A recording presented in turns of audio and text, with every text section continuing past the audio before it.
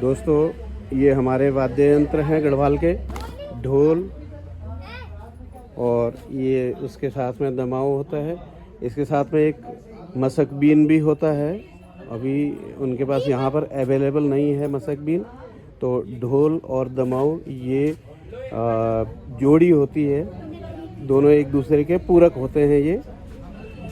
तो मैं भाई साहब से आपकी एक बार बात करवाता हूँ और जानते हैं इनसे कि अपनी गढ़वाल की संस्कृति को ये किस तरह से आगे बढ़ा के लेके जा रहे हैं, क्या क्या इनको इस संस्कृति को आगे बढ़ाने में क्या क्या कठिनाइयाँ आती हैं या किस तरह से ये इस संस्कृति को महसूस करते हैं।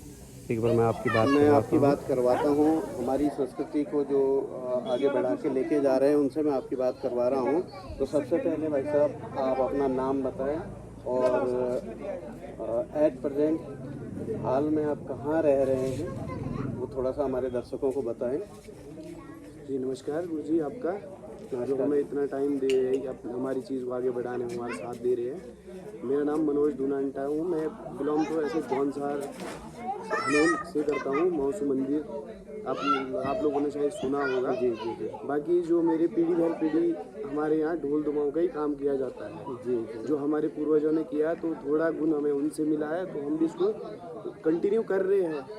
कंटिन्यू इसे कर रहे हैं आगे। अपने बच्चों को भी ये दे रहे हैं कि अगर कुछ सही हमारे को इसमें कुछ हमारा रोज़गार सही बनता है तो हम अपने बच्चों को भी ये मुँह सिखाएंगे। बहुत अच्छी बात आपने कही है कि हम भी खुद भी सीखे हैं और आगे अपने बच्चों को भी हमने इस संस्कृति को आगे बढ़ाने के लिए हम प्रेरित कर रहे हैं। इसके लिए तो मैं इनको बहुत बहुत तहे दिल से धन्यवाद देता हूं।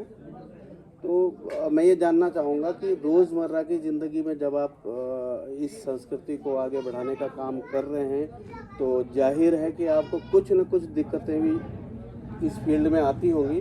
तो थोड़ा सा अगर आप बता पाएँ कि क्या दिक्कतें आप महसूस करते हैं या फील करते हैं या किन दिक्कतों का सामना करते हैं, तो थोड़ा सा मेरे दर्शकों को आप इस बारे में भी बताएं ताकि आगे से हम लोग बाकी के लोग भी इस तरफ अपना झुकाव रखें, समझें इस चीज़ को, और जो दिक्कतें आप महसूस कर रहे हैं, जो झेल रहे हैं, वो आपको आगे कम हो जाएं दिक्कतें। जी सर, आप लोग पौराणिक चीज़ें अपनी चाहते हैं। सब लोग चाहते हैं कि भाई हम अपना पौराणिक ढोल बुलाए। हम ढोल की तो आप रिस्पेक्ट करते हो पर ढोली की आप रिस्पेक्ट नहीं करते। हम पब्लिक चाहे गढ़वाली हो, जौनसारी हो, जो भी है, हमारा जो उत्तराखंडी है वो ढोली की कभी रिस्पेक्ट नहीं करता। वो कारण ये था कि भाई आज से पहले कोई नशे करके ढोली तो वो कहीं गिरा हुआ पड़ा हुआ, तो वही चीज़ अभी भी हमारे साथ की जा रही है कि और सबसे ज़्यादा हमें छुआछूत में बहुत ज़्यादा फ़र्क पड़ता है।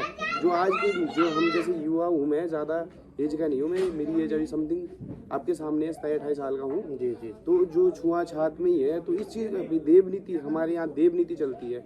हमारे यहाँ कहना है, हमारे जौनसार में कहना है कि हम ढोली परिवार से है, दास परिवार से है, कि हमारे भी ना तो बोलते हैं कि ऐसे भी बोलते हैं सर कि राजा भी तब है जब बाजा है। बिल्कुल बिल्कुल बिल्कुल। अगर बाजा बजे तभी राजे का पता है कि ये राजा आ रहा है कोई।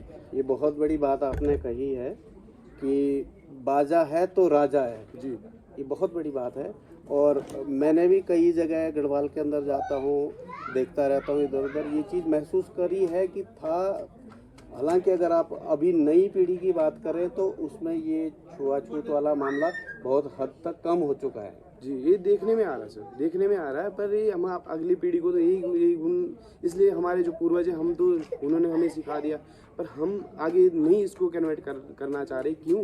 क्योंकि इसमें यही चीज़ है कि भाई सबसे पहले हमारी इनकम नहीं है। इसमें इनकम किस हिसाब से कहीं नहीं है। गवर्नमेंट पे कई कागज़ लेने जाए तो वो बोलते कि ये करो, वो करो, सो करो, बहुत सारी चीज़ें हम वहीं की वहीं रह गए। और इससे लोग जो हमारी कैटेगरी के है, जो मेरे दास बंधु है, वो बर्तन मांज लेंगे होटल में जाके, पर अपना काम नहीं करेंगे क्योंकि उसमें उनको छुआछूत में ज़्यादा करके महसूस होती है। तो देखो, ये थे आपके साथ में भाई मनोज जी, उन्होंने अपनी व्यथा बताई और बहुत हद तक जो बातें उन्होंने बताई हैं वो बहुत हद तक सच भी हैं। ज़रूर ये चीज़ हुआ करती थी, बट अगर मैं आज की नई पीढ़ी की बात करता हूँ तो नई पीढ़ी शायद कुछ समझती है इस चीज़ को अब, और मैं आपको बहुत बहुत शुभकामनाएं देता हूँ। एक बात और कहना चाहता हूँ मैं, हम लोग ये चीज़ कहते हैं कि भाई ढोल और चीज़ का, किसी भी चीज़ का, शास्त्रों में भी ढोल का एक परिभाषा अलग है। ढोल एक अपने आप में ही सागर है। उस चीज़ को हम करते तो हम बेशुद्ध कहाँ से हो गए। नहीं, बिल्कुल आप सही कह रहे हैं इस चीज़ को। और सबसे पहले पूजनीय होता है ढोल, और जो आदमी ढोल को रख रहा है अपने पास में, जिसको हम सबसे पहले पूजते हैं, उसी आदमी को अगर इस दूसरी दृष्टि से देखा जाए तो हमारे समाज के लिए, हम लोगों के लिए और ख़ासकर उन लोगों के लिए तो अच्छी बात नहीं है। ये मैं दर्शकों से भी निवेदन करता हूँ कि ऐसी चीज़ें अपने मन में नहीं लानी चाहिए, नहीं रखनी चाहिए। बिल्कुल सर, बिल्कुल नहीं रखनी चाहिए। और हमें इस चीज़, अगर हम ये काम कर रहे हैं तो हमें ज़्यादा से ज़्यादा सपोर्ट करें। जो हम यंग है अभी, तो हमें भी हौसला है कि भाई हम संस्कृति में काम कर रहे हैं तो अच्छा काम करें, जो हमारा उत्तराखंड या हमारा जो गढ़वाल का नाम रोशन हो पाए। तो मैं अपने सारे दर्शकों से निवेदन करता हूँ कि अपनी इस संस्कृति को आगे बढ़ाने में इन लोगों की मदद करें, बजाय बैंड पे 30,000, 40,000, 50,000 खर्च करने के। इन लोग का बजट भी कम होता है और हमारी संस्कृति भी आगे बढ़ती है, और साथ ही साथ इनका उत्साहवर्धन भी होता है, मनोबल भी बढ़ता है। तो मैं सभी दर्शकों से निवेदन करता हूँ कि इस बारे में ज़रूर कुछ न कुछ सोचें, ताकि इनका व्यवसाय भी बचा रहे और हमारे पहाड़ की जो संस्कृति है वो भी बची रहे। जी जी, हमारा जो पौराणिक वाद्य यंत्र है वो भी बचा रहे। पर बचेगा तब अगर उससे कुछ आमदनी होगी।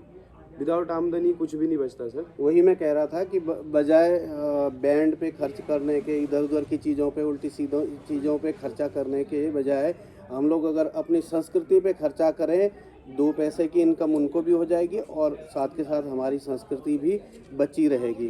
तो दर्शकों, ये थे हमारे साथ में मनोज भाई, और मैं तहे दिल से धन्यवाद देता हूँ मनोज भाई को और उनके साथियों को, उनकी पूरी टीम को, जो इस काम को आगे बढ़ाए हुए हैं, एक बीड़ा उठाया हुआ है जिन्होंने। तो मैं बहुत बहुत तहे दिल से उनको धन्यवाद देता हूँ। धन्यवाद सर आपका भी। सर कोई भी मंगल कार्य जैसे होली, दिवाली या शुभ कार्य, शादी ब्याह, अगर उससे संपर्क करेंगे तो हमारे इस YouTube चैनल पे हमारी लिंक भेजी गई है, तो हमसे संपर्क ज़रूर करें। धन्यवाद सर।